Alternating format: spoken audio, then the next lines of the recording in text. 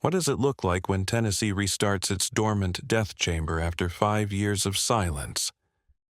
On May 22, 2025, the state injected 75-year-old Oscar Franklin Smith, convicted of ambushing his estranged wife Judy and her teenage sons in 1989, marking a stark new milestone for American capital punishment. Stay with us to uncover every twist, from the blood-spattered crime scene to Smith's last defiant words. And don't forget to like, subscribe, and ring the bell so these untold death row stories never slip past you. He was a machinist by trade, a Bible-quoting father of twins by image, and a man whose temper could flip a dinner table without warning.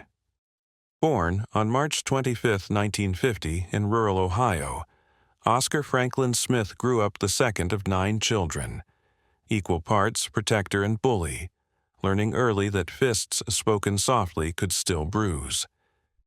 A string of factory layoffs pushed the family south, and Oscar followed the work.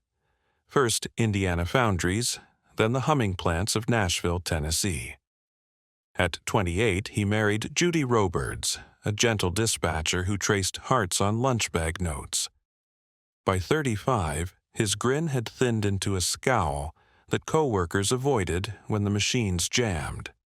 The couple fought over money, late shifts, and Oscar's jealous streak.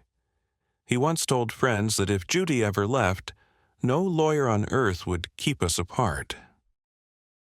The break finally came in early 1989. Judy moved with her teenage sons, Jason and Chad Burnett, into a faded, clapboard rental on Leland Avenue.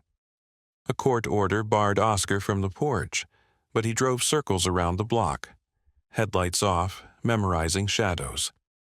He'd taken out life insurance policies on all 3, double indemnity clauses payable to him alone, then failed to keep the premiums discreet. Friends urged Judy to change the locks. She changed the curtains instead, hoping fresh color might scare the dark away. April 23, 1989. A quiet Sunday sliding toward midnight. Inside the house, a 911 call crackled, a teenage boy shouting, "Frank, Frank, no," before the line went dead. Patrol cars arrived 8 minutes later to a butcher's silence. Jason lay by the sofa, shot in the left eye and stabbed in the neck. Chad was sprawled near the hallway, a shotgun blast through his chest. Judy was found in her bedroom, stabbed in the throat, a phone crushed beneath her palm. No sign of forced entry, no ransacked drawers, just a kitchen chair pulled deliberately to block the back door, as if someone knew which latch stuck. Blood pooled around a .22 caliber pistol and a pickaxe handle. Both wiped once and dropped. Investigators lifted a palm print from the handle's steel sleeve. It matched Oscar Franklin Smith. Oscar told police he'd spent the night watching television alone, but neighbors swore they saw his brown pickup tearing from the scene, tailgate clapping like a screen door in a storm. Ballistics tied the bullets to a gun Oscar had pawned weeks earlier. A speck of his blood, explained away as nosebleed at work, was found on Judy's bedsheet. Arrest came 2 weeks later at a friend's trailer outside Clarksville. Deputies seized a spiral notebook filled with alimony calculations and passages from Proverbs about "a contentious woman driveth away peace." Oscar handed over the keys calmly, asking only if the jail served strong coffee at dawn. When Oscar Franklin Smith entered courtroom 5C on June 25, 1990, the air felt thick enough to chew. Jurors studied the man with the missing middle fingers, the same fingers the bloody palm print at the scene lacked, and wondered how a machinist could leave such carnage without flinching. The prosecution mapped the murders minute by minute. Jason's frantic 911 plea, a .22 slug that crossed the room like a thrown coin, the shotgun roar that silenced Chad, the knife strokes that sliced Judy's jugular, And finally, the pickaxe handle swung until the phone in her hand cracked like an eggshell.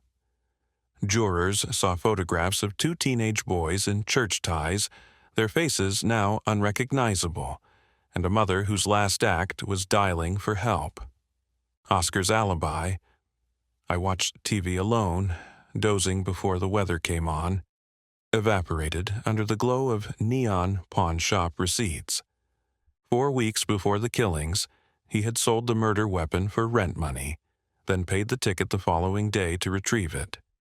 A co-worker testified that Oscar kept a spiral notebook of possible ways to settle a divorce, ranking them by cost.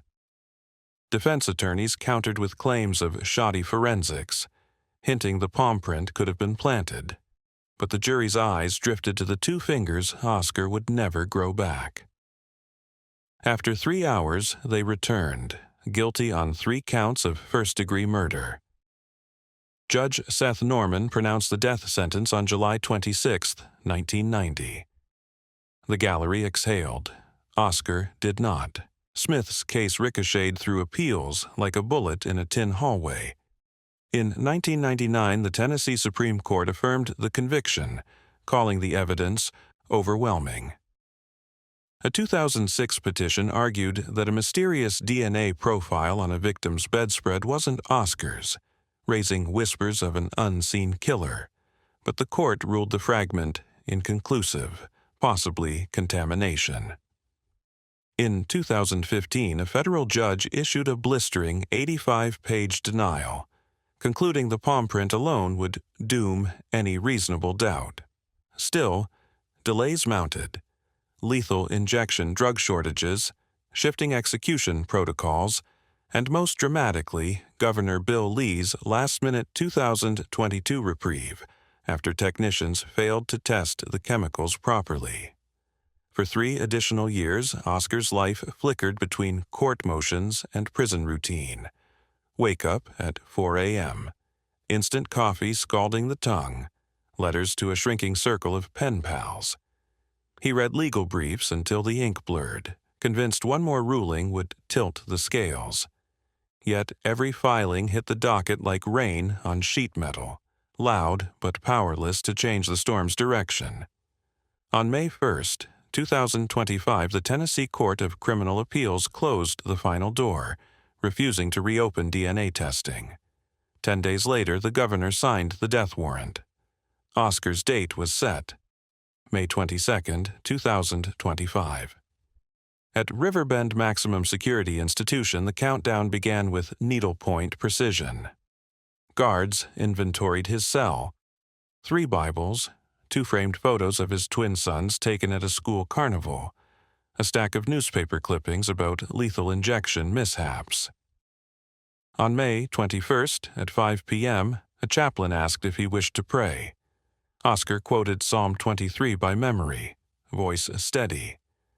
40 minutes later, he placed his final meal order: 2 mustard-slathered hot dogs, a pile of tater tots, and a slice of apple pie crowned with vanilla ice cream. Reporters would later note he ate everything but the crust. That night, he spoke by phone with his surviving siblings, apologizing for dragging the family's name through decades of mud.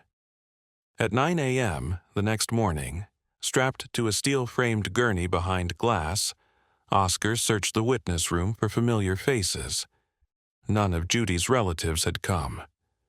When the warden invited last words, he cleared his throat. "Bill Lee, you stopped this once. You had the power again, and you did nothing. God will judge us both." Then he turned toward the corridor microphone. "To my boys, I love you, and I'm coming home." Pentobarbital slid into his veins at 10:37 a.m. Oscar's lips moved silently, perhaps a final verse, before his eyes fixed on the ceiling's fluorescent bloom. A medic called time of death at 10:47 a.m., ending Tennessee's first execution in 5 years. Outside the prison gate, Judy's cousin spoke to cameras. "Closure? Number, but it's quiet now." Oscar Franklin Smith's body lay still behind the glass, But outside Riverbend, the air buzzed with unfinished business. Reporters filed hurried dispatches noting that Tennessee had broken a 5-year execution pause just 10 minutes earlier, ending an era of chemical uncertainty that began with Smith's own 11th-hour reprieve in 2022. For the first time since that botched protocol review, the state injected a single dose of pentobarbital, and it worked exactly as technicians predicted. Swiftly, silently, and under a cloud of legal protest that will shadow every future lethal injection date. The murders had already stolen one family. The execution fractured what was left. Judy Lynn Smith's cousins drove 4 hours to Nashville but chose not to witness the injection, saying they were finished letting Oscar choose our schedule. Outside the gate, they spoke of Chad's guitar solos and Jason's obsession with model rockets, tiny memories rescued from 3 decades of courtroom exhibits. One cousin admitted she still checks the phone line each night, half expecting the broken 911 call to ring back and finish its sentence. Inside the death chamber gallery, witnesses heard Oscar whisper, "I didn't kill her," just seconds before the drug took hold. A final declaration that his attorneys will probably carve into posthumous petitions, but one that arrived too late for any court to weigh.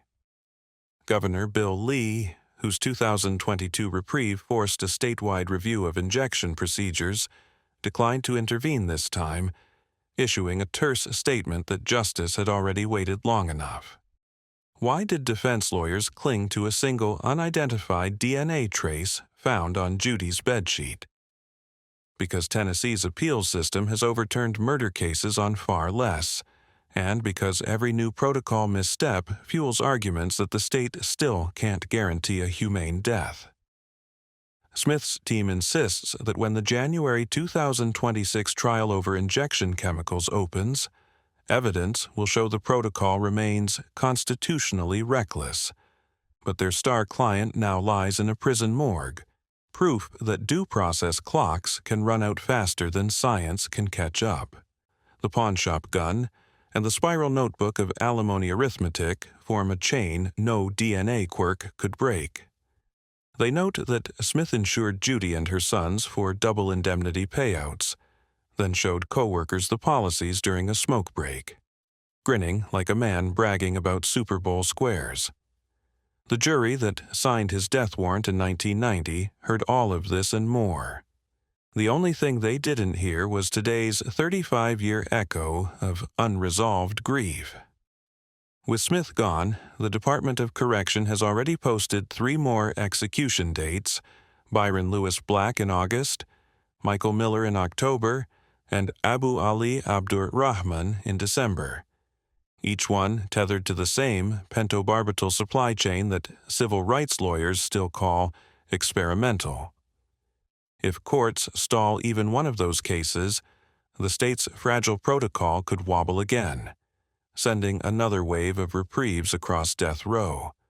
For now, lawmakers frame Smith's execution as proof that the machinery works, ignoring the muffled protests outside the razor wire and the fact that a single chemical test nearly collapsed the system 3 years ago. Smith's final possessions, a half-used Colgate tube, 3 worn Bibles, and a stack of letters from his twin sons, will be parceled out according to prison policy. One son has requested the photographs taken in happier years, the other wants nothing. The hot dog wrappers, tater tot crumbs, and pie plate that made up Smith's last meal were incinerated within hours, leaving no relics for collectors who traffic in execution memorabilia. In the official ledger, the entry is stark. May 22, 2025, 10:47 a.m. Oscar Franklin Smith, lethal injection, pronounced dead. Yet, on Leland Avenue, where an aging maple still shades the clapboard house, neighbors swear they sometimes hear a telephone ring once, go silent, and ring again, as if time itself keeps trying to dial 911 back and finish what it started. Oscar Franklin Smith's story ends in a sterile room, but the questions he leaves behind keep breathing. Was justice done or merely administered? Each answer sparks another doubt, and every new doubt turns the spotlight on Tennessee's fragile machinery of death. Keep watching, keep questioning, and never mute the ringing phone.